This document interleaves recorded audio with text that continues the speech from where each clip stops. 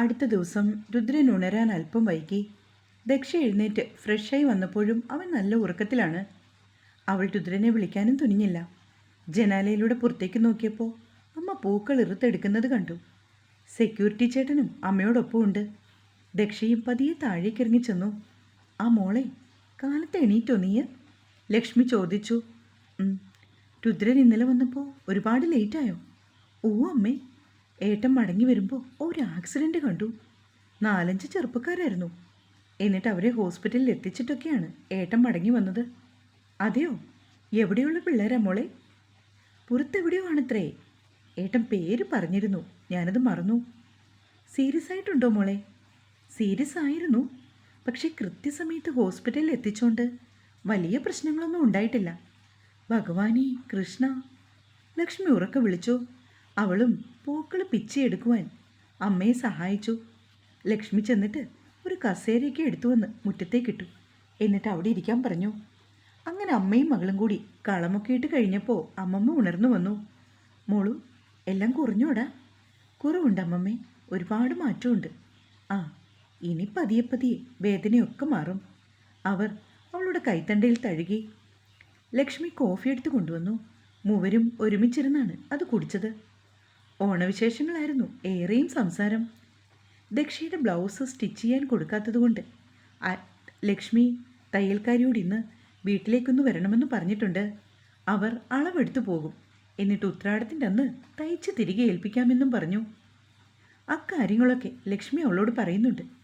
ഇത്തിരി നേരം മുറ്റത്തോടെയൊക്കെ ഒന്ന് നടന്നിട്ട് ദക്ഷം മുകളിലെ മുറിയിലേക്ക് ചെന്നു. രുദ്രൻ എഴുന്നേറ്റിട്ടുണ്ട്. കുളിക്കുവാണെന്ന് അവൾക്ക് മനസ്സിലായി. ബെഡ്ഷീറ്റൊക്കെ ഒന്ന് തട്ടിപ്പൊത്തി വിരിച്ചു.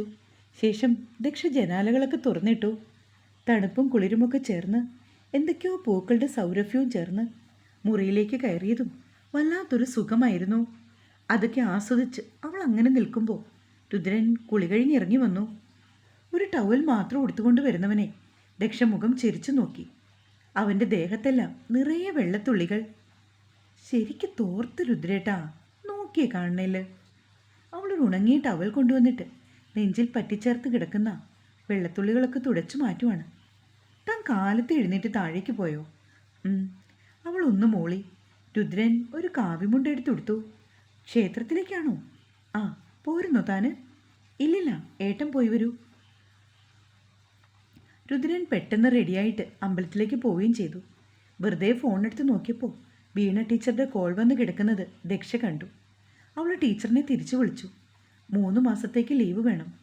രുദ്രൻ പറഞ്ഞത് ഇനി ഈ വർഷം സ്കൂളിലേക്ക് പോവേണ്ടെന്നാണ്. അതുതന്നെയാണ് ലേഖയുടെയും ലക്ഷ്മിയമ്മയുടെയും ഒക്കെ അഭിപ്രായം. അതുകൊണ്ട് ദക്ഷ ആകപ്പാടെ കൺഫ്യൂഷനിലാണ്. അക്കാര്യത്തെപ്പറ്റി ഇന്നലെ വീണ ടീച്ചർക്ക് മെസ്സേജ് അയച്ചു. അതിനെക്കുറിച്ച് അറിയുവാനാണ് ടീച്ചർ വിളിച്ചത്. ഹെഡ് മാസ്റ്ററോട് ദക്ഷയൊന്ന് സംസാരിക്കാനൊക്കെ ടീച്ചർ പറയുന്നുണ്ട്. എന്തായാലും ഏട്ടൻ വന്നിട്ട് ഒന്നുകൂടി ഇവിടെ ഈ കാര്യം പറയാം. അതിനുശേഷം ഞാൻ സാറിനെ വിളിച്ചോളാമെന്ന് അവൾ മറുപടിയും കൊടുത്തു. ദക്ഷയ്ക്കുള്ള ബ്രേക്ക്ഫാസ്റ്റ് ലക്ഷ്മി മുകളിലേക്ക് എത്തിച്ചു കൊടുക്കുകയാണ്. ടാബ്ലറ്റ് കഴിക്കേണ്ടതിനാൽ കൃത്യം 8:30 ആകുമ്പോൾ അവൾ ഭക്ഷണം കഴിക്കും. അതൊക്കെ കഴിച്ചിരുന്നപ്പോഴാണ് രുദ്രൻ ക്ഷേത്രത്തിലേക്ക് പോയിട്ട് കയറി വരുന്നത്. ദക്ഷയുടെ ഫോൺ വാങ്ങിയിട്ട് രുദ്രൻ ലേഖയുടെ നമ്പർ ഡയൽ ചെയ്തു. ഹലോ മോളെ. ദക്ഷയല്ല, ഞാനാണ്. ആ മോനെ, എന്താ മോനെ വിളിച്ചത്? ദക്ഷ എവിടെ? പതിവില്ലാതെ രുദ്രൻ കാലത്തെ വിളിച്ചപ്പോൾ ലേഖ ഭയന്നു പോയി. ദക്ഷ ബ്രേക്ക്ഫാസ്റ്റ് കഴിക്കുന്നു. അമ്മ എന്നാണ് ഇങ്ങോട്ട് വരുന്നത്? അവൻ ചോദിച്ചു. ആദ്യമായിട്ടാണ് രുദ്രൻ ലേഖയോട് ഇങ്ങനെ സംസാരിക്കുന്നത്. അതിൻ്റെ ഒരു അങ്കലാപ്പിലായിരുന്നവർ. ഇടയ്ക്ക് വരാം മോനെ. അമ്മ കാലത്തെ റെഡിയായി നിന്നോളൂ. ഒരു 11 മണിയാകുമ്പോഴേക്കും വണ്ടി അയക്കാം. ഇങ്ങോട്ട് പോരെ, എന്നിട്ട് 2 ദിവസം കഴിഞ്ഞ് മടങ്ങിപ്പോകാം. അച്ഛനോട് ഒറ്റയ്ക്കാ മോനെ. കൊച്ചു കുട്ടിയൊന്നുമല്ലല്ലോ, അതുകൊണ്ട് അമ്മ പേടിക്കണ്ട. അതല്ല മോനെ, ഞാനേ വന്നോളാം, ഒരു ഓട്ടോറിക്ഷയ്ക്ക്. അവിടുന്ന് പ്രത്യേകിച്ച് വണ്ടിയൊന്നും അയക്കണ്ട. എന്നിട്ട് ഞാൻ വൈകുന്നേരം ഇങ്ങ് മടങ്ങിപ്പോന്നോളാം. രുദ്രൻ കാർ അയക്കാമെന്ന് പറഞ്ഞെങ്കിലും ലേഖ അത് സമ്മതിച്ചില്ല. ഒടുവിൽ അമ്മയുടെ ഇഷ്ടം പോലെ ആവട്ടെ എന്ന് അവൻ പറഞ്ഞു. അമ്മ വരുന്നുവെന്ന് കേട്ടതും ദക്ഷയ്ക്കും ഒരുപാട് സന്തോഷം. അന്നത്തെ ദിവസം രുദ്രൻ ഓഫീസിലും പോകണം. താൻ രാവിലെ ഇറങ്ങുവാണെന്നും വൈകുന്നേരം നേരത്തെ വരാമെന്നും പറഞ്ഞ് രുദ്രൻ യാത്ര പറഞ്ഞു പോയി. ലേഖ വന്നപ്പോൾ ദക്ഷയ്ക്ക് ഒരുപാട് സന്തോഷമായി. കുറേ നേരം അമ്മയും മകളും തമ്മിൽ ഓരോരോ വിശേഷങ്ങൾ പറഞ്ഞുകൊണ്ടിരുന്നു. ജാനകിയുടെ വിവാഹം കഴിഞ്ഞെന്നുള്ള കാര്യം ലേഖ മകളോട് പറഞ്ഞു. അവൾ വാട്സപ്പിൽ സ്റ്റാറ്റസ് ഇട്ടത് അയൽവീട്ടിലെ ചില കുട്ടികളൊക്കെ കണ്ടെത്രേ. വലിയ കല്യാണമായിരുന്നെന്നും രാജകുമാരിയെപ്പോലെയായിരുന്നു ജാനകിയെന്നുമൊക്കെയാണ് അവർ പറഞ്ഞത്. ലേഖയ്ക്കായി വിഭവസമൃദ്ധമായ സദ്യയൊക്കെ ലക്ഷ്മിയും സഹായത്തിന് നിൽക്കുന്ന ചേച്ചിയും കൂടി ഒരുക്കിയിട്ടുണ്ട്. അങ്ങനെ അന്നത്തെ ദിവസം അവർ മകളുടെ വീട്ടിൽ കൂടി. വൈകുന്നേരം 5 മണിയായി രുദ്രൻ എത്തിയപ്പോൾ അവനും അവരോട് കാര്യങ്ങളൊക്കെ സംസാരിക്കുകയും പറയുകയും ചെയ്തു. രാജേട്ടനെ കൂട്ടിയാണ് രുദ്രൻ ലേഖയെ മടക്കി അയച്ചത്. അങ്ങനെ ദിവസങ്ങൾ ഒന്നൊന്നായി പെട്ടെന്ന് ഓടിമറിഞ്ഞു. ബിസിനസ് ലോകത്തെ ശത്രുക്കളുടെ എണ്ണം രുദ്രന് വർദ്ധിക്കുകയാണ്. എല്ലാ കാര്യങ്ങളും അവൻ അറിയുന്നുണ്ടെങ്കിലും കുടുംബത്തിലെ മറ്റാർക്കും ഇതിനെക്കുറിച്ചൊന്നും ഒരു പിടുത്തവുമില്ല. എപ്പോഴും രുദ്രൻ കരുതിയിരിക്കുകയാണ്. എത്ര തരം താഴ്ന്ന കളികൾ കളിച്ചിട്ടും അവരൊക്കെ രുദ്രൻ്റെ മുൻപിൽ അടിയറവ് പറഞ്ഞു. അങ്ങനെ ആ കൊല്ലത്തെ ഓണം വന്നു. ഷാജിയും സുനന്ദയും എത്തിയിട്ടുണ്ട്. അതുപോലെ വല്യമ്മയും വല്യച്ഛനുമുണ്ട്. വേറെയും ചില ബന്ധുമിത്രാദികളൊക്കെ സദ്യ കഴിക്കുവാനായി വരുമെന്ന് അമ്മ പറഞ്ഞു. അതിരാവിലെ എഴുന്നേറ്റ് കുളിച്ച് വേഷം മാറ്റുവാണ് ദക്ഷ. രുദ്രനും ഈ സമയത്ത് കുളിച്ചിറങ്ങി വന്നു. അവൾ പുതിയൊരു ടോപ്പെടുത്ത് തലവഴി ഇട്ടുകൊണ്ട് നിന്നപ്പോഴാണ് രുദ്രൻ ഇറങ്ങി വന്നത്. പിന്നാലെ ചെന്നിട്ടവൻ അവളെ പുണർന്നതും ദക്ഷ ഭയന്നു പോയി. ഉറക്കം നിലവിളിച്ചുകൊണ്ട് അവൾ തിരിഞ്ഞതും രുദ്രൻ്റെ നെഞ്ചിലേക്കായിരുന്നു തട്ടി നിന്നത്. രുദ്രേട്ട പേടിച്ചു പോയല്ലോ. അതിന് നിന്നെ പേടിപ്പിക്കാൻ ഞാനൊന്നും ചെയ്തില്ലല്ലോ. ഒന്ന് കെട്ടിപ്പിടിച്ചതല്ലേ ഉള്ളൂ. അത് ഇത്രമാത്രം വലിയ പ്രോബ്ലം ആയോടി? അവൻ ചോദിച്ചതും ദക്ഷ മുഖം വീർപ്പിച്ചുകൊണ്ട് രുദ്രനെ നോക്കി.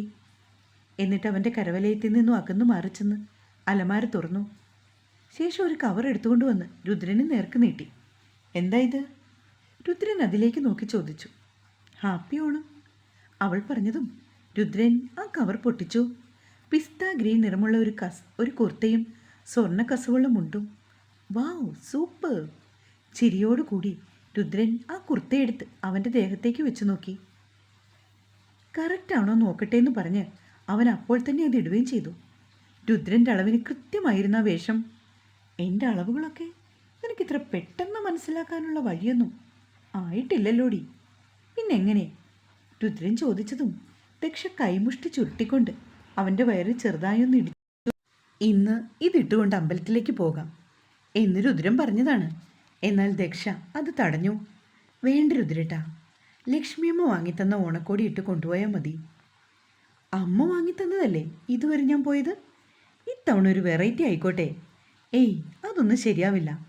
അമ്മ അത്രയ്ക്ക് സ്നേഹത്തോടെ വാങ്ങിത്തന്നതല്ലേ. അപ്പോൾ ഉറപ്പായിട്ടും രുദ്രേട്ടൻ ആ വേഷം ഇട്ടുകൊണ്ട് പോയാൽ മതി. ദക്ഷ തന്നെ അവനെക്കൊണ്ട് ആ കുർത്ത ഊരി മാറ്റിച്ചു. ദക്ഷയ്ക്കായി രുദ്രൻ വാങ്ങിക്കൊടുത്ത സെറ്റുമുണ്ടും വേണം ഇന്ന് ഉച്ചയ്ക്ക് ഉടുക്കേണ്ടതെന്ന് അവൻ അവളോട് പറഞ്ഞു. ഇന്നിപ്പോൾ അതിൻ്റെ ആവശ്യമുണ്ടോ? അത്രയും വില കൂടിയതൊക്കെ വെറുതെ ഉടുക്കണോ ഏട്ടാ? പിന്നെന്തിനാ നിനക്കത് വാങ്ങിത്തന്നത്? സ്കൂളിലെ സെലിബ്രേഷൻ ഉടുക്കാമെന്ന് ഓർത്തായിരുന്നു. അത് നടന്നില്ലല്ലോ. എന്നാലും ഇന്ന് വേണോ? ഇരിക്കട്ടടി, നമ്മുടെ കല്യാണം കഴിഞ്ഞിട്ടുള്ള ആദ്യത്തെ ഓണമല്ലേ. എങ്കിൽ ഏട്ടൻ്റെ ഇഷ്ടം പോലെ.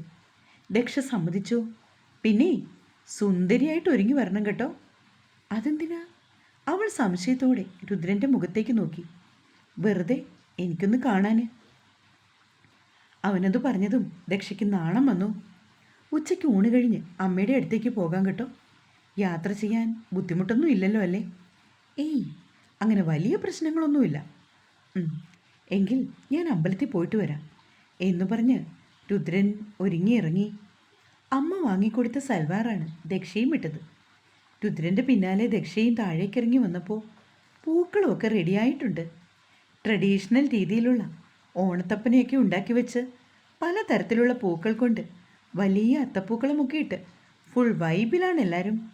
ദക്ഷ ചെന്നപ്പോൾ എല്ലാവരും ഫോട്ടോസൊക്കെ എടുക്കാൻ നിൽപ്പുണ്ട്. രുദ്രൻ്റെ കസിൻസ് കുറേയേറെ പേര് വന്നിട്ടുണ്ട്.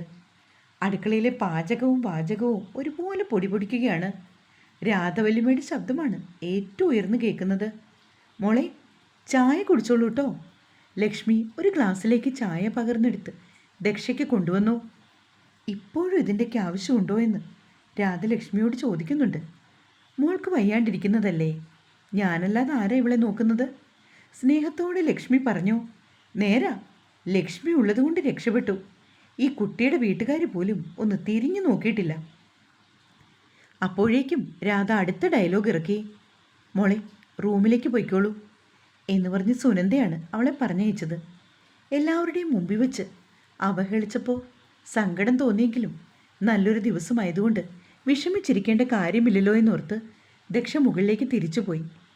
രുദ്രൻ്റെ ഒപ്പം ചെറിയച്ഛനും അമ്പലത്തിലേക്ക് പോയി. ഇരുവരും കുടുംബക്ഷേത്രത്തിൽ തൊഴുതു പ്രാർത്ഥിച്ചു. ശേഷം കടുംപായസമൊക്കെ കഴിപ്പിച്ചു മടങ്ങി വന്നു. അപ്പോഴേക്കും ബ്രേക്ക്ഫാസ്റ്റ് കഴിക്കാനുള്ള സമയമായി. ഇഡലിയും സാമ്പാറും വെള്ള ചട്നിയുമാണ്. പിന്നെ നേന്ത്രപ്പഴം പുഴുങ്ങിയതും അസൽ ഫിൽറ്റർ കോഫിയും. ഓണത്തിനും വിഷുവിനും തിരുവാതിരയ്ക്കുമൊക്കെ തറവാട്ടിലെ ബ്രേക്ക്ഫാസ്റ്റ് ഇതാണ്. ഇത് കഴിക്കുന്നത് ഒരു പ്രത്യേക ഫീലാണെന്ന് അപ്പച്ചിയുടെ മകൻ അരവിന്ദ് പറയുന്നുണ്ട്.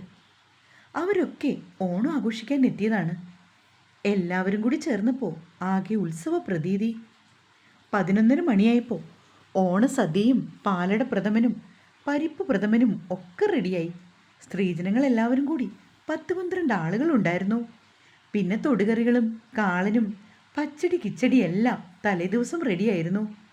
സദ്യക്കുള്ള നാളികേരവും കഷ്ണങ്ങളുമൊക്കെ നുറുക്കി ഫ്രിഡ്ജിൽ വെച്ച ശേഷമാണ് ലക്ഷ്മിയും സുനന്ദയുമൊക്കെ തലേന്ന് കിടന്നത്.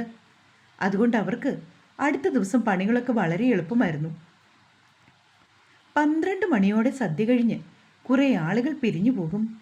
അവർക്കൊക്കെ സ്വന്തം വീടുകളിലും ബന്ധുവീടുകളിലും ഒക്കെ പോകേണ്ടതുണ്ട്. സുനന്ദയും ഷാജിയും വൈകുന്നേരത്തോടെ സുനന്ദയുടെ വീട്ടിലേക്കും പോകും. രാധവല്യമ്മ അവിട്ടത്തിൻ്റെ അന്നാണ് അവരുടെ വീട്ടിൽ പോകുന്നത്. ഇതൊക്കെ പറയുന്നത് ദക്ഷ തലേദിവസം കേട്ടിരുന്നു. സെറ്റ് ഉടുക്കണോ വേണ്ടയോ എന്നുള്ള സംശയത്തിൽ റൂമിൽ നിൽക്കുവാണ് ദക്ഷ. അപ്പോഴാണ് ലക്ഷ്മി അവിടേക്ക് കയറി വന്നത്. അവരുടെ കയ്യിൽ ദക്ഷയ്ക്കായി 2 മുഴം മുല്ലപ്പൂവുമുണ്ട്.